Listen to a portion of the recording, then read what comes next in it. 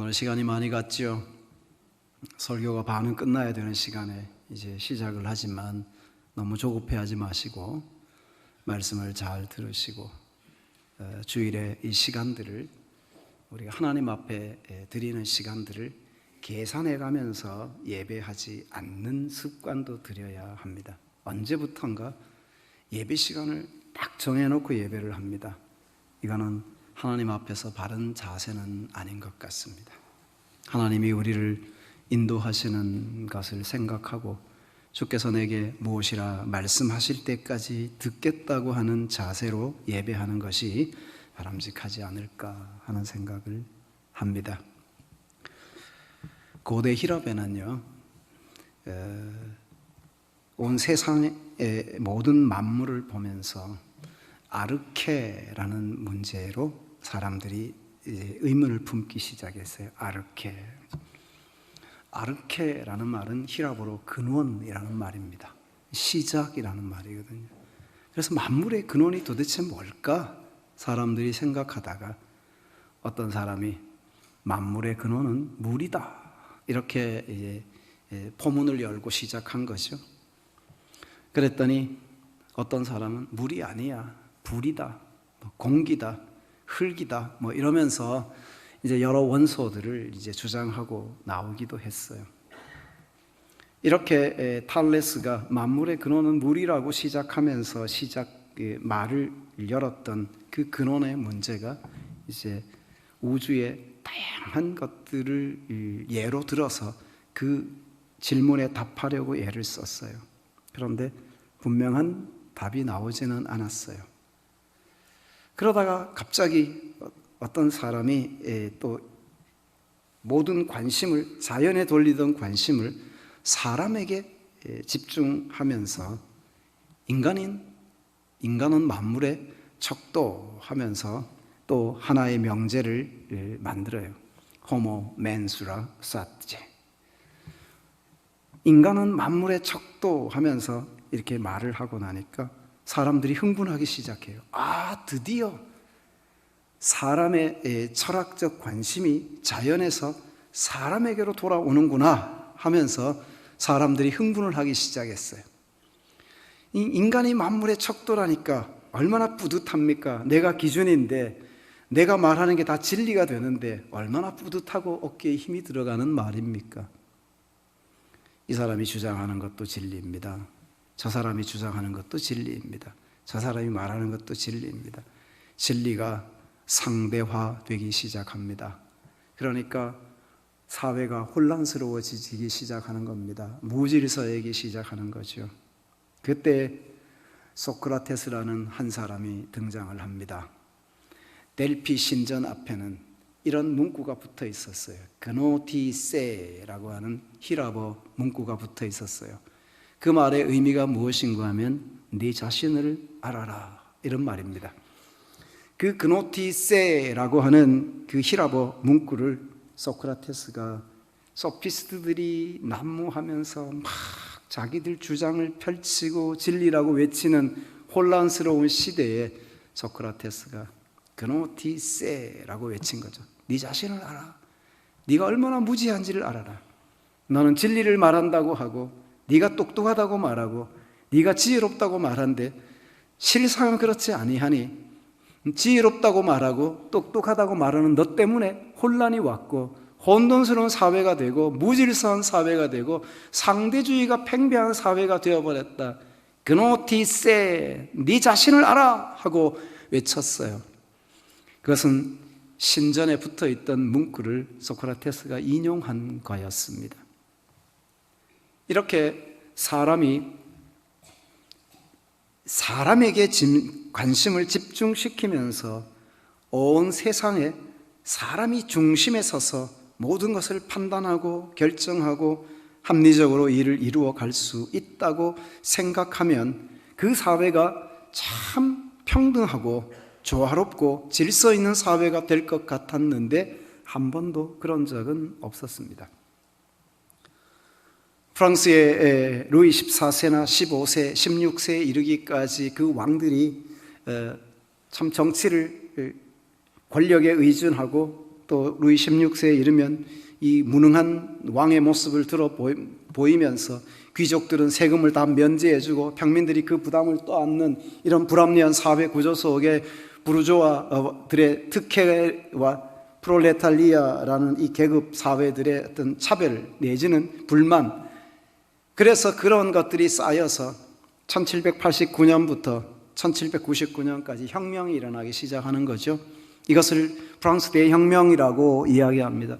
자유, 평등, 박애라는 기치 아래 혁명을 일으켰을 때, 그들이 혁명을 일으켰을 때 그 근본적인 정신이 어디에서 왔는고 하면 인간이 중심이 되어야 한다는 그 소위 말하는 사회계약 이론들이죠. 장자크 루소라든지 토마스 홉스 같은 사람이 주장하던 사회계약 이론에 근거해서 사람들이 인간이 중심이 되려고 하는 시도들을 했는데, 그러다가 결국 인간이 중심이 되면 합리적인 사회, 평등한 사회, 아주 자유롭고 평화로운 사회를 만들 줄 알았는데 혁명 이후에 결국은 공포정치로 가죠. 로베스피에로라는 사람이 공포정치, 무시무시한 어떤 그 심판 그리고 폭행 내지는 그렇게 형벌을 가하면서 그 사회가 결코 그들이 바라고 원하던 형태로 가지만은 않았다고 하는 거죠. 사람이 주인이 되면 뭐든지 좋을 것 같죠. 모든 권한은 아래로부터 온다 이렇게 생각해서 사람이 중심에 서면 그 사회는 안정되고 합리적이고 이성적이고 평화로운 사회가 될 거라고 기대하고 그렇게 나아갔던 것들이 어느 시점에 이르러서는 다 무질서해지고 엉망이 되는 경우를 인간 세상에 수없이 본다는 거죠. 왜 그러냐는요, 인간 이해가 잘못되기 때문에 그런 것입니다. 사람을 너무 낭만적인 존재로 보는 거죠. 인간을 너무 낙관적인 존재로 이해하는 거죠. 그러나 성경은 사람을 그렇게 보고 있지 않아요. 만물보다 심히 부패한 것은 마음이라 누가 이를 알리오마는 하나님은 심령과 폐부를 아시나니 하면서 만물보다 심히 부패하고 타락한 것이 인간의 마음이라고 소개하고 있는 것이죠. 사람이 주인이 되면 잘 될 것 같은 세상인데 사람이 주인이 되고 나니까 오히려 뭔가 무질서해지고 혼란스러운 일들이 발생하는 것들을 보게 된다고 하는 것이죠.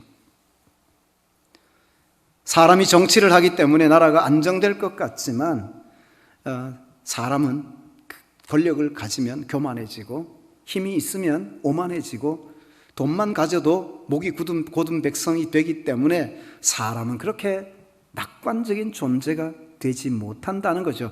그것을 멀리 찾을 수가 있겠어요. 우리 자신들이 살아가는 순간순간 직면하고 경험하는 문제이기 때문에 알 수가 있는 것이죠. 성경으로 돌아와 봅시다. 오늘 성경이 우리에게 전해주고 있는 메시지에 귀를 기울이고 우리는 인간 세상의 모든 답을 하나님께로부터 찾아야 되고 하나님이 우리에게 해답이 된다는 것 또한 알아야 하는 것입니다. 오늘 성경은 우리에게 뭘 가르쳐 주는가 하니까 여호와께서 너와 네 조상에게 맹세하신 대로 너를 가나안 사람의 땅에 인도하시고 그 땅을 네게 주시거든 너는 태에서 처음 난 모든 것과 네게 있는 가축의 태에서 처음 난 것을 다 구별하여 여호와께 돌리라. 수컷은 여호와의 것이니라. 나귀의 첫 새끼는 다 어린 양으로 대속할 것이요 그렇게 하지 아니하려면 그 목을 꺾을 것이요 그렇게 하지 아니하면 내 아들 중 처음 난 모든 자는 대속할지니라. 처음 난 것은 하나님이 다 내 것이라고 말씀하세요. 사람의 처음 난 아들도 하나님이 내 것이라고 말씀하십니다. 짐승의 처음 난 것도 양이든 소든 다 내 것이라고 말합니다. 나귀도 내 것이라고 말합니다. 하나님이 처음 난 것은 다 하나님께 돌리라고 말을 하고 있는 것이죠. 왜 처음 난 것을 다 내 것이라고 말하느냐 하면 유월절의 규례와 연관지어서 설명을 해야 되는 거죠. 유월절 그날 밤에 하나님의 죽음의 사자가 모든 집에 들어가서 장자를 죽이고 그리고 모든 짐승의 처음 난 것들을 다 죽게 할 때 어린 양의 피가 문설주와 임방에 있었던 하나님의 사람들의 집에는 죽음의 사자가 들어가지 않고 다 넘어갔습니다. 유월했습니다. 그러나 애굽 사람들의 온 집에는 바로의 집에서부터 저자에 앉은 사람의 집에 이르기까지 한 집도 예외 없이 거기에는 곡하는 소리와 비명 소리가 들릴 수밖에 없었던 그 밤에 하나님의 백성 애굽 사람들, 이스라엘 사람들, 애굽에 살고 있었던 자기 백성들의 집에 처음 난 자를 살리고 처음 태어난 모든 짐승의 새끼도 다 죽지 않도록 살렸습니다. 생명의 주인이 하나님이신 것을 분명하게 보여주고 계시는 거죠.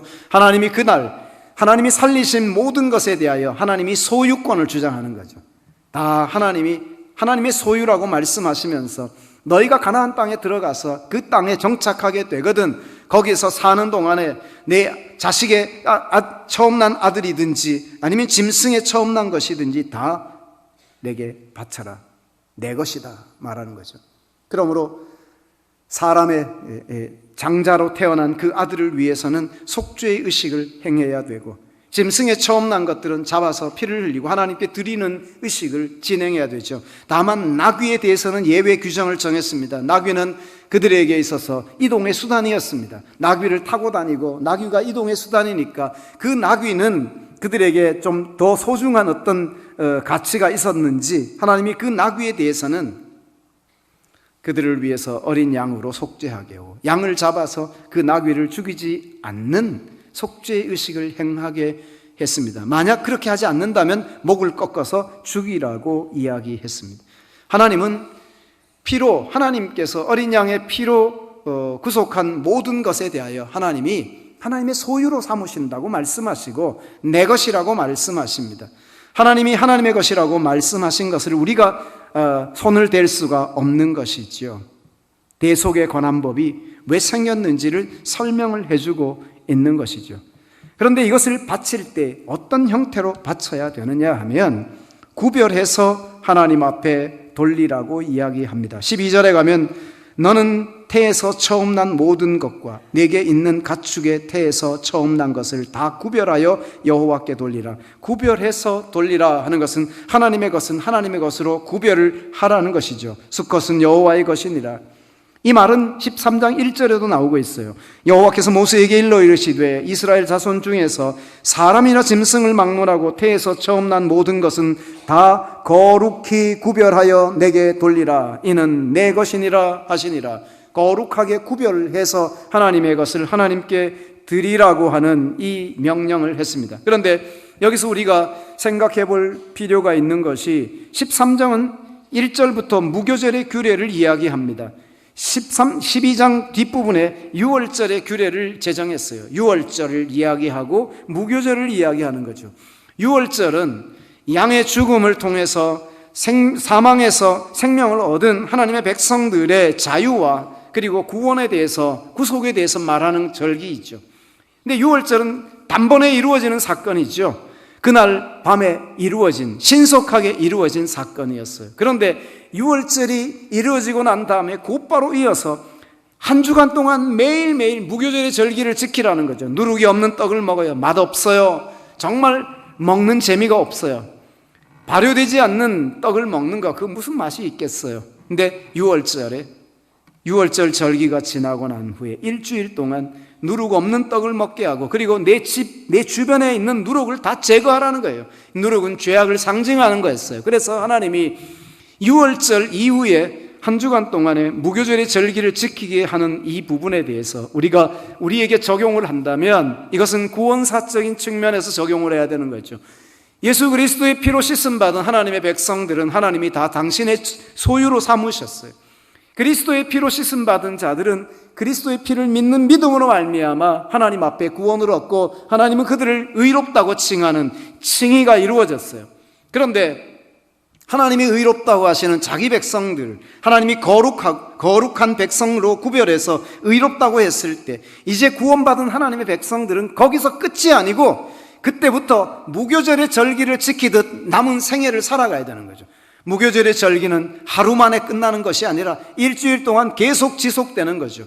그래서 매일 누룩 없는 떡을 먹고 매일 집에 누룩이 있는지 없는지를 점검해서 다 누룩을 제해야 된다는 것이죠. 이것은 성화의 삶을 상징하는 것이죠. 그리스도인들이 그리스도의 피로 씻음 받고 구원을 얻었어요. 구원받았기 때문에 그것이 끝이 아니라 구원받은 그때부터 하나님 앞에 설 때까지 무교절의 절기를 지키듯이 성화의 삶을 살아야 된다는, 거룩한 백성으로서의 삶을 살아가는 거예요. 매일매일 누룩을 제하듯이 우리의 삶에 죄악을 없이 하고 날마다 입술로 회개하며 죄악을 제하고 하나님 앞에 거룩한 백성으로 살아가면서 조금씩 거룩한 백성으로 자라가는 성화의 삶, 이 삶이 언제까지 지속되어야 되느냐? 구원받은 그때부터 하나님 앞에 서는 때까지 이 무교절의 절기를 지켜야 된다고 하는 거죠.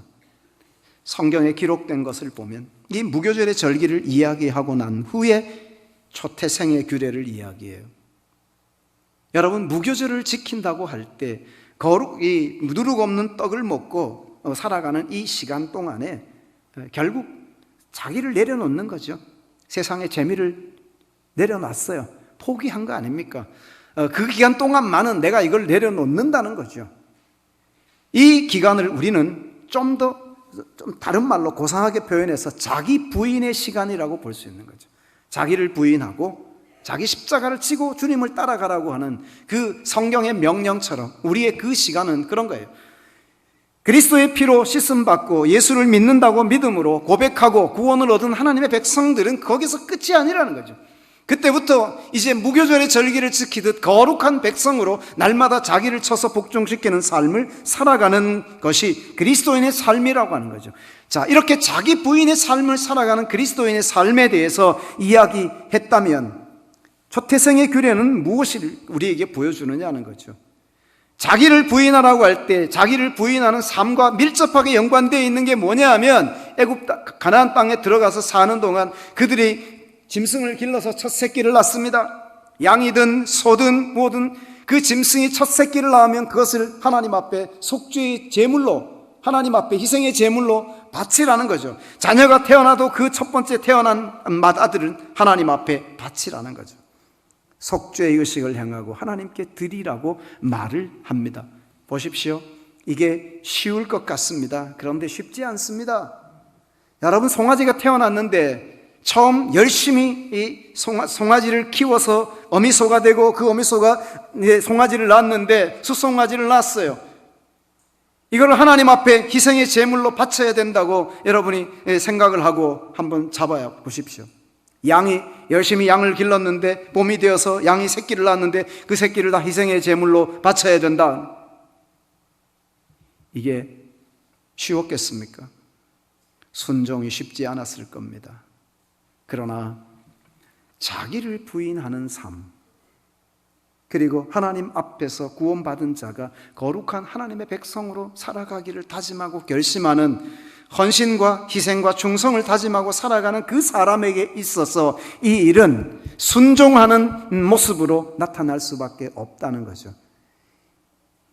이것을 부모가 행하면서 그냥 부모가 내게 주어진 하나님의 명령이니까 행한다, 그렇게 끝나는 것이 아닙니다. 여기서 더 덧붙여서 14절에 후일에 내 아들이 내게 묻기를 이것이 어찌 됨이냐 하거든 너는 그에게 이르기를 여호와께서 그 손의 권능으로 우리를 애굽에서 곧 종이 되었던 집에서 인도하여 내실세 그때 바로가 완악하여 우리를 보내지 아니하매 여호와께서 애굽 나라 가운데 처음 난 모든 것은 사람의 장자로부터 가축의 처음 난 것까지 다 죽이셨으므로 태에서 처음 난 모든 수컷들은 내가 여호와께 제사를 드려서 내 아들 중에 모든 처음 난 것을 다 대속하리니 이것이 내 손의 기호와 내 미간의 표가 되리라. 이는 여호와께서 그 손의 권능으로 우리를 애굽에서 인도하여 내셨음이니라 할지니라. 누구에게? 이 부분에 대해서 마음에 허락이 되지 않고 왜 이렇게 애지중지하고 아버지가 키웠고 우리가 수고해서 키운 짐승의 새끼를 왜 죽여서 제물로 바칩니까? 의심스럽은 눈초리로 아버지를 쳐다보고 그렇게 말할 때 그때 이야기하라는 것입니다. 가르치라는 것입니다. 하나님이 우리를 구원하셨고 큰 권능으로 애굽에서 우리를 살리셨는데 하나님께서 행하신 그 모든 것에 대하여 하나님은 살리신 것을 하나님이 주인이라고 말씀하셨기 때문에 우리는 이 모든 것을 하나님 앞에 드리는 것이고 하나님의 말씀을 따라 순종하는 것이라고 그렇게 이야기하라는 것입니다. 하나님께서 그 백성들에게 이 일을 가르치고 이것을 적어서 말씀하신 거였죠. 처음 것을 드려라. 무슨 말입니까? 처음 것을 드리라고 말하니까 처음 것을 드렸으니까 이제부터 태어나는 모든 것에 대해서는 내가 소유권을 가지고 있고 내가 임의로 모든 것을 주관할 수 있다고 생각하라는 의미가 아닙니다. 초태생의 규례는 처음 것을 하나님께 드린다는 건 어떤 의미가 있는가 하면 처음 것을 하나님께 드림으로 이제 이후에 태어나는 모든 짐승의 새끼와 모든 자라나는 짐승들은 전부가 하나님의 소유라는 것을 고백하는 신앙 고백적 행위가 초태생을 하나님께 드리는 거였어요. 내가 주인이 아니라는 거예요. 하나님이 내 삶의, 내 인생의 주인이라는 것을 고백하는 신앙 고백적 행위로 하나님께 드렸다는 거죠. 이것을 신약 성경에서 11조의 규례 속에 우리가 적용을 할 수가 있는 거예요. 열의 하나를 구별해서 하나님 앞에 드리는 이 신앙 고백은 무엇을 말하느냐는 거죠. 내가 10분의 1을 드렸으니까 나머지 90은 내 것이라고 하는 의식이 아니라 10분의 1을 하나님께 드리면서 신앙 고백을 하는 거죠. 나에게 주어진 모든 것의 주인은 하나님이십니다. 하나님이 내 인생의 주인이시고 하나님이 내 인생의 통치자이십니다. 나를 죽음에서 살리셨고 나를 멸망에서 구원으로 이끄셨으니 하나님이 나의 주인이십니다 하는 신앙 고백을 하나님께 드리는 신앙 고백적 행위가 거기에 나타나고 있다 하는 것을 우리가 알아야 된다 하는 것입니다. 하나님께서 이 백성들을 이렇게 구원하시고 그들을 살리셨어요. 믿음으로 살아가는 이 여정, 사랑하는 여러분, 무교절의 절기를 우리가 오늘 우리의 삶에 적용할 때 이 절기를 우리가 살아가는 인생 여정 전체라고 생각할 수 있다고 그랬어요. 구원받은 이후에 믿음으로 살아가는 그 삶 전체를 무교절의 절기를 지키는 것과 연관이 있다고 생각할 수 있는 것이지요. 이것은 하나님께서 우리에게 또 다른 교훈을 주는 거죠. 이 성경의 말씀이 기록한 방식을 따라가려고 합니다. 17절에 가보면 구름기둥과 불기둥에 대한 이야기를 하고 있어요. 바로가 백성을 보낸 후에 블레셋 사람의 땅의 길은 가까울지라도 하나님이 그들을 그 길로 인도하지 아니하셨다. 그리고 홍해 길로 돌아서 가도록 만드셨다는 거죠. 애굽에서 출애굽한 후에 애굽에서 나온 후에 가나안 땅까지 열흘이면 걸어갈 수 있는 길이 있어요. 그 길은 고대의 왕의 대로라고 하는 큰 길이 있는데 그 길로 누가 다녔는가 하면 고대 사회에서 그 무역상들, 캐러반, 낙타에다가 많은 짐을 싣고 저 아래 지방에서부터 아라비아 쪽으로 올라가면서 무역을 하던 그 무역상들이 다니던 길이 있습니다. 그 길을 이용해서 올라가면 열흘이면 가나안 땅에 도달할 수 있어요. 그런데 하나님이 이 백성들을 그 길로 이끌어 가지 않으세요. 대신 그들을 홍해길로 이끌어서 그들이 지나가도록 만드십니다. 그 이유에 대해서 오늘 성경이 설명하죠. 그들이 이 왕의 대로와 이쪽 길로 가면 이제 얼마 가지 않아서 사람들과 전쟁을 해야 되는데 전쟁을 하게 되면 이 백성들이 그곳에서 돌아서서 다시 애굽으로 갈까 염려가 되어서 하나님이 그 길로 이끌지 않으시고 하나님이 우회시켜서 홍해길로 가게 하셨다 하고 말합니다. 그때 하나님께서 보여주신 것이 무엇인가 하니까 그들의 영적인 상태와 그들의 심령 상태를 이미 아시고 그들에게 어떤 하나님의 보호와 인도가 필요한지 하나님의 위로와 하나님의 권고가 필요한 것을 다 아시고 그들의 길을 이끌어가고 계시는 것을 볼 수 있습니다. 하나님은 내가 알지 못하는 나까지도 아시는 분이십니다. 나보다 나를 더 잘 아시는 분이 하나님이십니다.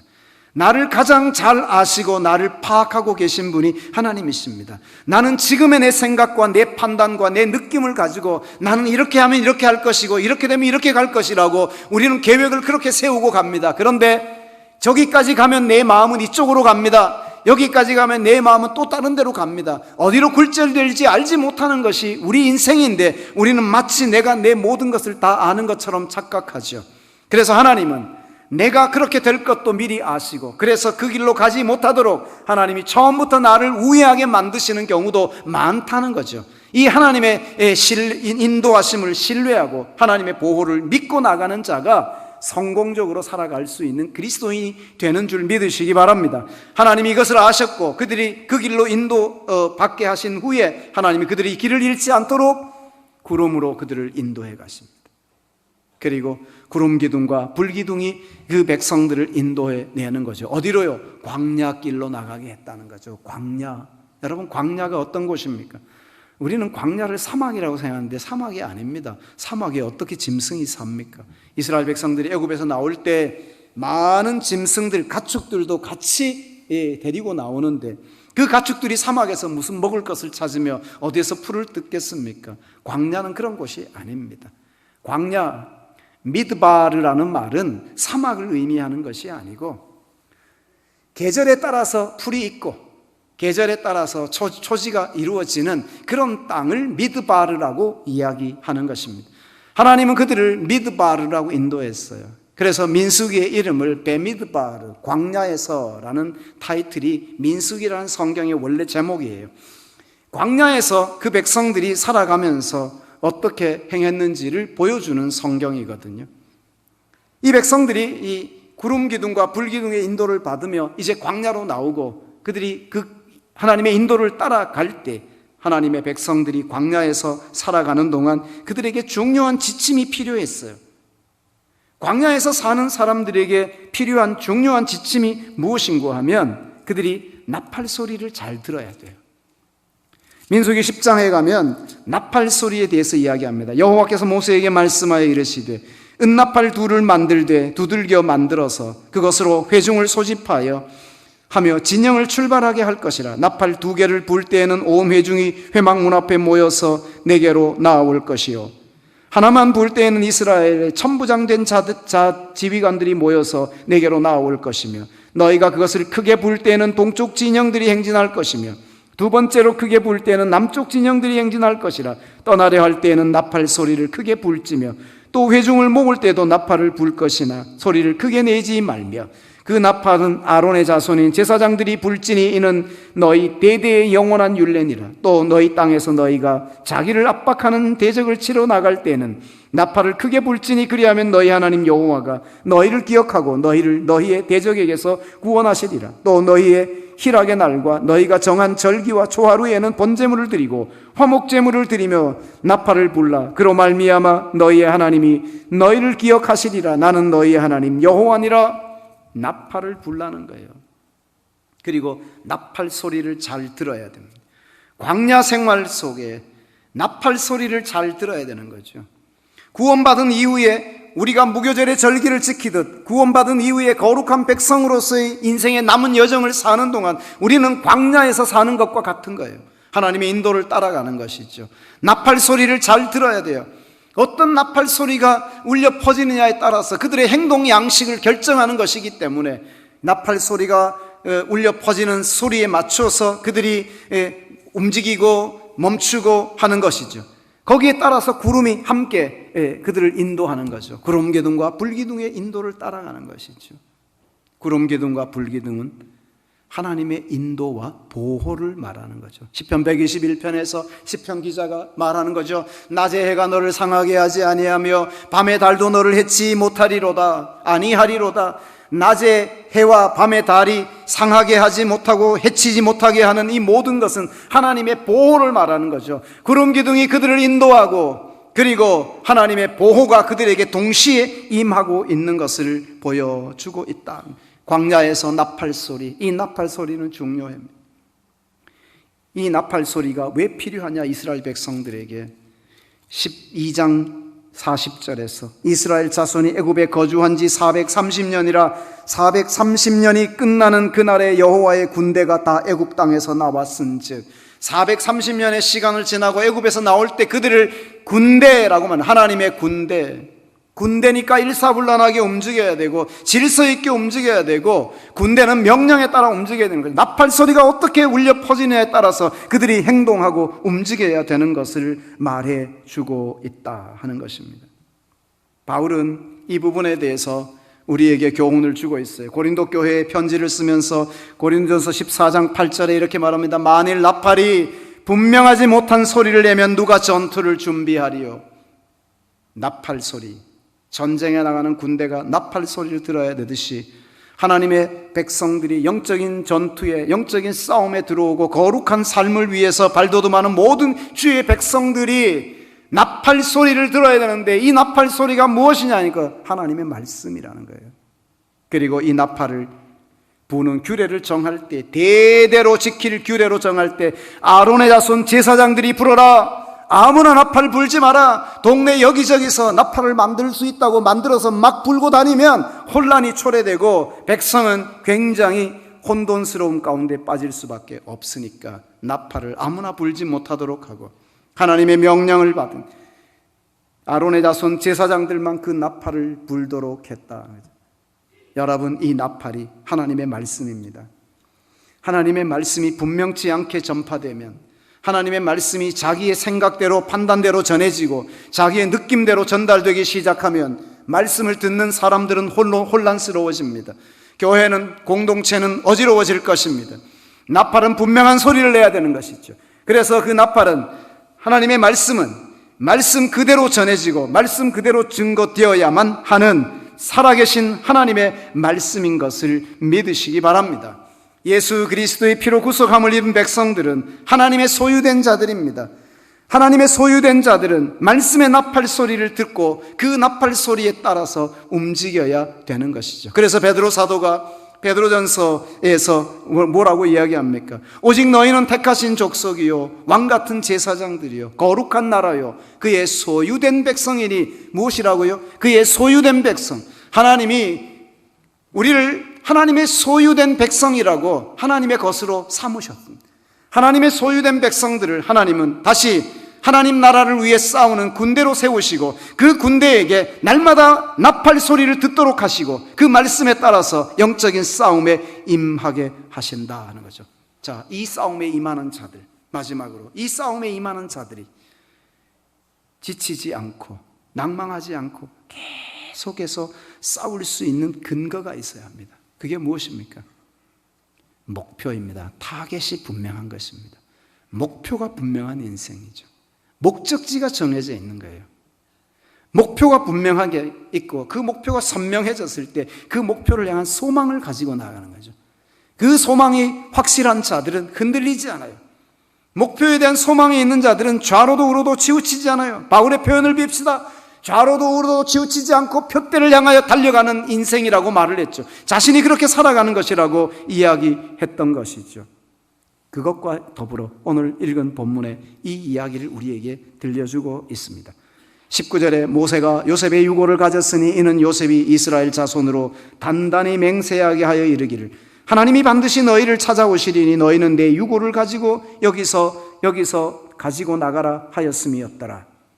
모세의 유고를, 모세는 애굽의 흉년의 시기에 애굽을 든든하게 세우고 왕국을 강성하게 만든 구국 공신이죠.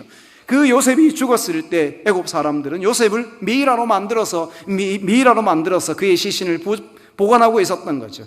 그런데 모세가 출애굽할 때 이 요셉의 시신을 해골을 가지고 함께 출애굽했다 하는 거죠. 창세기 50장 뒷부분에 모세가 요셉이 죽을 때 이렇게 자기 후손들에게 유언을 합니다. 나는 여기서 죽으나 하나님이 너희를 권고하시리니 때가 되면 너희가 여기서 나갈 텐데 그때 내 해골을 메고 올라가라 하면서 자기의 해골을 향하여 유언을 합니다. 이때 요셉이 유언한 대로 때가 됐을 때 야곱의 자손들이 그 해골을 메고 올라가게 되는 거죠. 아브라함에게 약속하셨던 오래전에 그 약속을 하나님이 성취하시고 그 백성들이 애굽에서 나와서 가나안 땅으로 올라가는 그 시점에 요셉의 유언을 지키기 위해서 모세가 그 해골을 가져다가 메고 올라갑니다. 해골이 뭐가 중요합니까? 죽은 해골이 뭐가 그리 중요하겠습니까? 그런데 여기서 성경이 우리에게 보여주고 싶은 건 죽은 사람의 해골이 중요하다는 걸 가르치는 게 아닙니다. 요셉이 품고 있었던 약속의 땅을 향한 소망, 요셉이 간직하고 있었던 그 고귀한 믿음 말입니다. 가나안 땅을 바라보고 하나님의 약속을 바라보고 살아간 거죠. 이미 오래전에 자기의 조상 아브라함에게 약속하셨던 하나님, 430년도 더 된 그때에 하나님이 약속하셨던 그 약속의 말씀을 생각하면서 하나님이 이 백성들을 그리로 이끄실 것을 소망하고 있었던 사람이라는 거죠.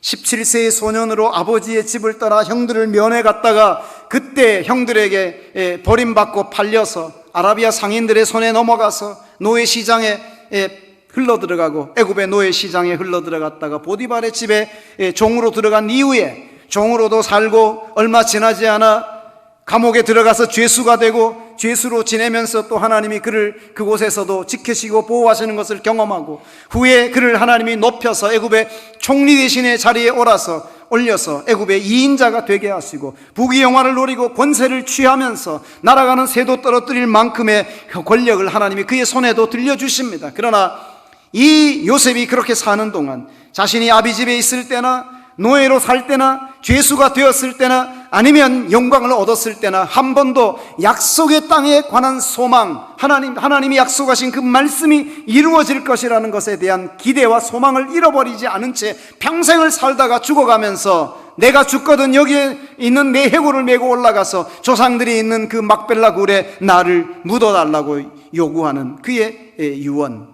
믿음입니다. 약속의 땅을 사모하는 믿음입니다. 그 나라를 바라보는 믿음이 그에게 있었다는 거죠. 그것 때문에 해골을 들고 가는 것이, 요셉의 해골이 뭐가 중요해서 그걸 가져가겠습니까? 사랑하는 여러분, 구원받았습니다. 그리스도의 피로 씻음 받았습니다. 무교절의 절기를 지키듯 우리의 남은 생애는 자기를 부인하고 거룩한 백성으로 살아가는 믿음의 여정을 계속하고 있습니다. 이 믿음의 길을 걸어가는 동안 우리에게 필요한 게 무엇입니까? 나팔 소리입니다. 말씀의 나팔 소리입니다. 아무나 나팔을 분다고 정확하지 않습니다. 정확하지 않는 나팔을 부는 자는 공동체 안에서 벌을 받아야 하는 것입니다. 하나님께서 그 나팔 소리를 듣고 그들이 정돈하고 가다듬어서 하나님이 약속한 그곳을 향해 걸어가게 하십니다. 그때 하나님이 구름기둥 불기둥으로 그들을 인도하시고 그리고 그 나라에 향한 소망을 멈추지 않도록 이끌어 가시는 하나님이십니다. 오늘도 이 하나님 앞에서 우리 자신들이 정돈되는 복된 하루가 되시기를 축복합니다.